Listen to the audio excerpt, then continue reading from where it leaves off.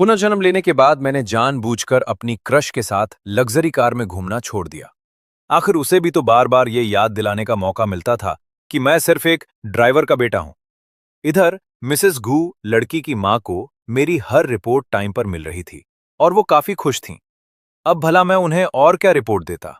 सच कहूं तो मेरा दिल अब सेफ जोन में नहीं था। मैंने गू किंग हान की एक भी फोटो अपने पास संभाल कर नहीं रखी थी।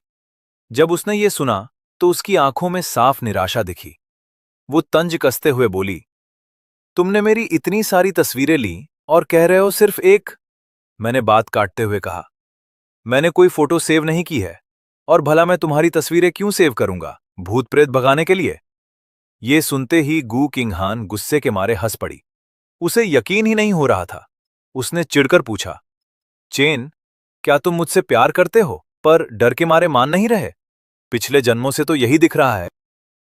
मैंने भी मन में सोचा, हाँ, मुझे फिलहाल गू किंगहान पसंद है, लेकिन मुझे खुद पर पूरा भरोसा है कि मैं संभाल लूंगा। खुद को पाक साफ साबित करने के लिए मैंने अपना फोन निकाला और उसकी मां की चैट हिस्ट्री खोल दी। मैंने कहा, यकीन नहीं है तो खुद देख लो। गू किंगहान ने झटके से मेरे हाथ से फोन छीन लिया। चैट हिस्ट्री में उसकी क्लास आते जाते समय की ढेर सारी तस्वीरें थीं, लेकिन ट्विस्ट ये था कि सारी फोटो धुंधली थीं। किसी में उसकी पीठ दिख रही थी तो किसी में सिर्फ साइड पोज। सामने से ली गई एक भी फोटो नहीं थी।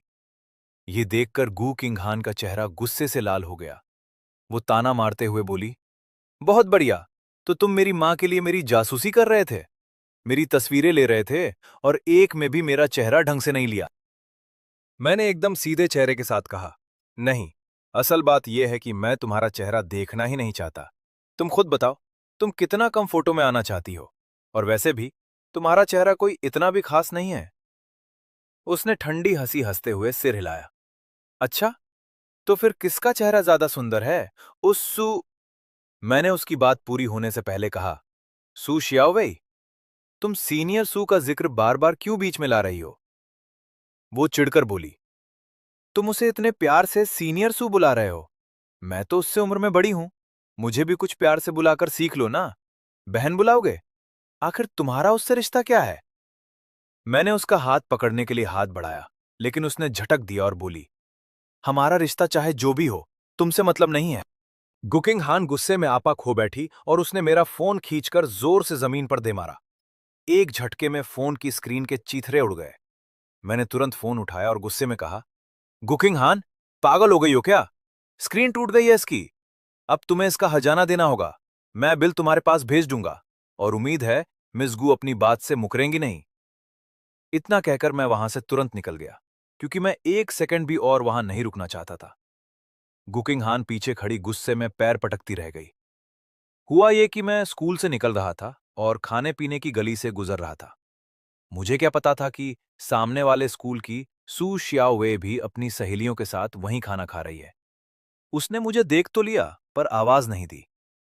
बेचारी सुबह से कृषि कॉलेज के काम में बिजी थी। कपड़े कीचड़ से सने हुए थे तो अपनी इमेज बचाने के चक्कर में चुप रही। जब मैं भीड़ में गायब हो गया तो उसकी सहेलियां मुझे घूर रही थी। एक बोल पड़ी, ये वही लड़का है ना, दिखने में तो बड़ा शरीफ लगता है, इसे देखकर तो लगता ही नहीं कि ये किसी का पीछा करता होगा। सू शियाओ वे से रहा नहीं गया, बोली, पीछा? तुम लोग क्या बोल रही हो? सहेली ने अपना फोन आगे किया और एक पोस्ट खोला। अरे तुम्हें नहीं पता, ये गू किंग हान है, सेलिब्रिटी स्कूल की मशहूर हस्ती। खबर है कि इसके ड्राइवर के बेटे का इस पर क्रश है। वही लड़का है ये जो रोज गू किंग हान की छुप छुप कर फोटो ले रहा है।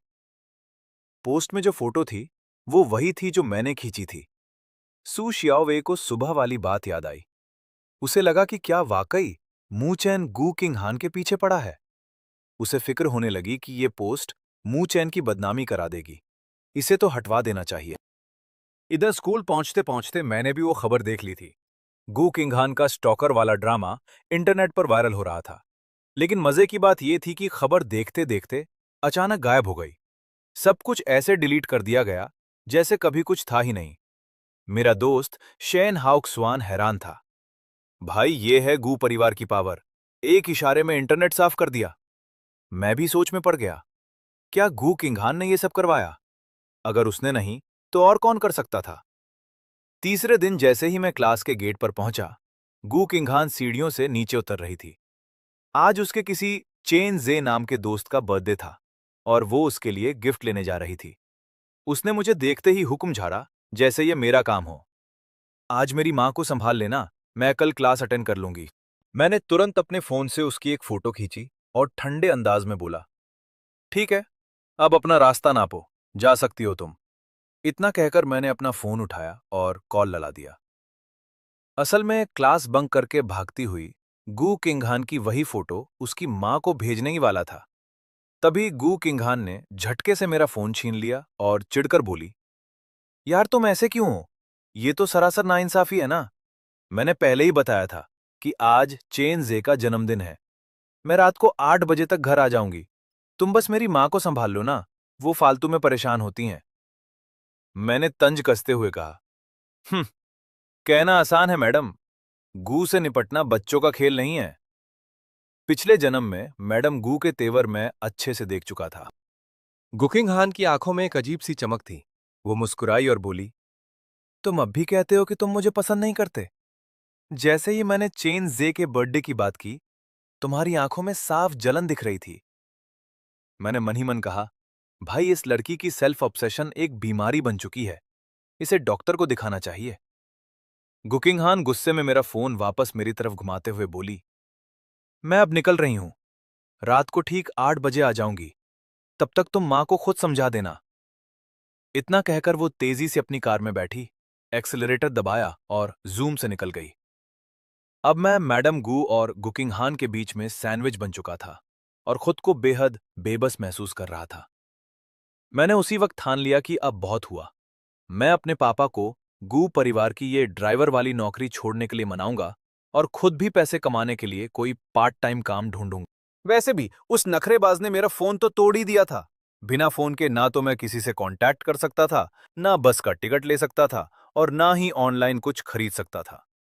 हार मानकर मैंने अपने दोस्त शेन हाउक्शवान से कहा कि भाई, जरा अपने फोन से मेरे लिए एक शेयरिंग वाली साइकिल स्कैन कर दे ताकि मैं घर जा सकूं। इधर सीनियर सू सोच रही थी कि उसने मुझे 3 दिनों से नहीं देखा है। वो ठीक समय पर बस स्टॉप पहुंच गई थी।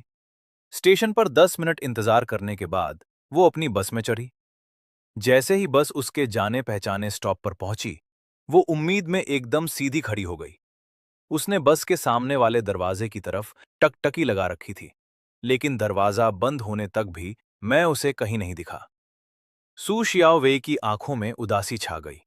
उसे याद आया कि पिछली बार जब बस से उतरने के बाद मेरी और गू किंगहान की बहस हुई थी, उसके बाद से मैंने बस में सफर करना ही छोड़ दिया था। वो सोच में पड़ गई, क्या मुचेन मुझसे बचने की कोशिश कर रहा है या वो ये सब गू किंगहान के लिए कर रहा है? क्या वो मुझसे दूरी बनाना चाहता है? काफी देर कश्मकश में रहने के बाद उसने आखिरकार हिम्मत जुटाई और मेरे नंबर पर एक मैसेज भेजा। उसने उस पौधे के बारे में पूछा जो मैंने उसे दिया था, जो अपनी चमकीली रोशनी के साथ बस खिलने ही वाला था। उसने लिखा, इस पौधे का आजकल क्या हाल है? याद रखना, इसे धूप में रखना है, लेकिन सीधी और तेज धूप से बचाकर। इतना नॉर्मल सा मैसेज भेजने के बाद भी उसके दिल की धड़कनें बढ़ी हुई थी। वो बड़ी बेसब्री से मेरे जवाब का इंतजार करने लगी। लेकिन बेचारी को क्या पता था कि यहां लड़के का फोन ही टूट चुका है। पूरी सुबह बीत गई, पर सू शियाओवे को कोई रिप्लाई नहीं मिला। इधर सू शियाओवे ने शाम तक जवाब का इंतजार किया, पर मेरी तरफ से कोई रिप्लाई नहीं आया। बेचारी दिन भर इसी कश्मकश में रही। आखिरकार उससे रहा नहीं गया और उसने एक और मैसेज ठोक दिया, तुम जवाब क्यों नहीं दे रहे? क्या तुमने मेरा मैसेज इग्नोर कर दिया? इस बार उधर से तुरंत रिप्लाई आया, लेकिन रिप्लाई देखकर उसके होश उड़ गए। मैसेज में लिखा था, मूचेन को अब दोबारा मैसेज मत करना। सू श्यावे का चेहरा एकदम उतर गया। उसने हड़बड़ी में पहले एक क्वेश्चन मार्क भेजा, पर आगे से जो आया वो था एक लाल रंग का एक्सक्लेमेशन मार्क। मतलब उसे ब्लॉक कर दिया गया था। वो सोच में पड़ गई कि मूचेन उसे ब्लॉक नहीं कर सकता। पक्का किसी और ने उसका फोन लेकर उसे ब्लॉक किया है। पर किसने? गू किंगहान ने? क्या मूचेन वाकई गू किंगहान को पसंद करता है और वो दोनों अब रिलेशनशिप में आ चुके? दूसरी तरफ असल कहानी कुछ और ही थी। स्कूल के गेट पर अपने दोस्त शेन हाउक्सवान को बाय बाय बोलकर मैं अकेले ही उस किराए वाली शेयरिंग साइकिल से घर लौट रहा था। तभी एक ट्रैफिक लाइट पर मैं रुक गया। इत्तेफाक से उसी वक्त बस में बैठी सू शियाओ वे ने मुझे खिड़की से साइकिल चलाते हुए देख लिया। सू शियाओ वे को तो अपनी आंखों पर यकीन ही नहीं हो रहा था। उसे लगा कि मैं उससे मिलने से बचने के लिए बस छोड़कर इस खटारा साइकिल से स्कूल आ जा रहा हूं। मैं आराम से पैडल मारते हुए आगे बढ़ ही रहा था कि अचानक सड़क किनारे से एक लड़की की आवाज आई, एकदम साफ और धीमी, पर उसमें थोड़ी सी नाराजगी और शिकायत साफ महसूस हो रही थी। इससे पहले कि मैं कुछ समझ पाता, किसी ने सीधे मेरी साइकिल का हैंडल पकड़ लिया और मुझे मजबूरी में ब्रेक मारना पड़ा। मैंने चौंक कर ऊपर देखा तो सामने सू शियाओवेई खड़ी थी। उसकी आंखों में अजीब सी बेचैनी और जज्बात तैर रहे थे। वो मुझे घूरते हुए बोली, तो आजकल तुम स्कूल आने जाने के लिए साइकिल का इस्तेमाल कर रहे हो?